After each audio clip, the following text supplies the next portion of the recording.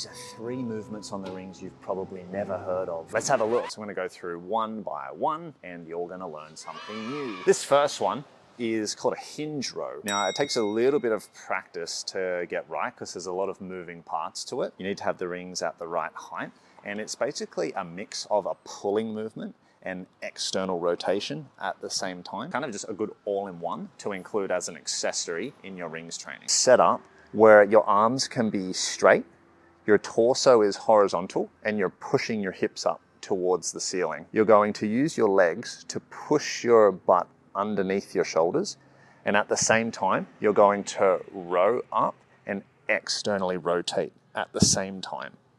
Return back to that start position, and you've just done 1 rep of the hinge row. Because you're going to treat them like an accessory, I would be going for 8 to 12 repetitions, looking to be very strict on the form and using it to help round out your shoulder mobility training and your pulling training. 2, you need to just be able to get upside down on the rings, which again, I'm going to be able to do.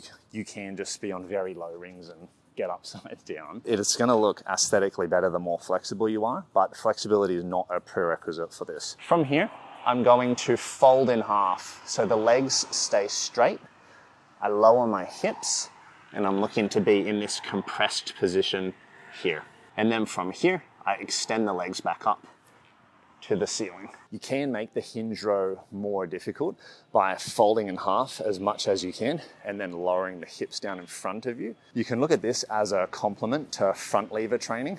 You can look at this as an introduction to front lever work. Last one over here. I would do this either as prep before I'm about to do back lever skin the cat, like the hinge row. Bit of trial and error to figure out what is the right height for your flexibility. Starting in a dead hang, moving the rings back behind you and ending up in a German hang. To get from here to the dead hang, I need to raise the shoulders up past the rings and then sit back down again.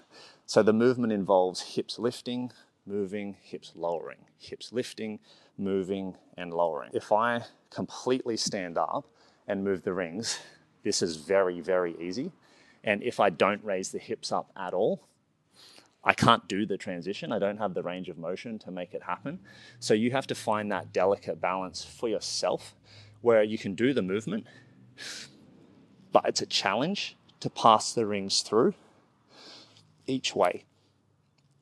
It just takes a bit of time to figure out where is the right amount of challenge for me that you can get 3 to 5 reps back and forth. We have our hinge row, we have our basket pull, we have our inlocate, dislocate, 3 you might have never heard of. You're welcome.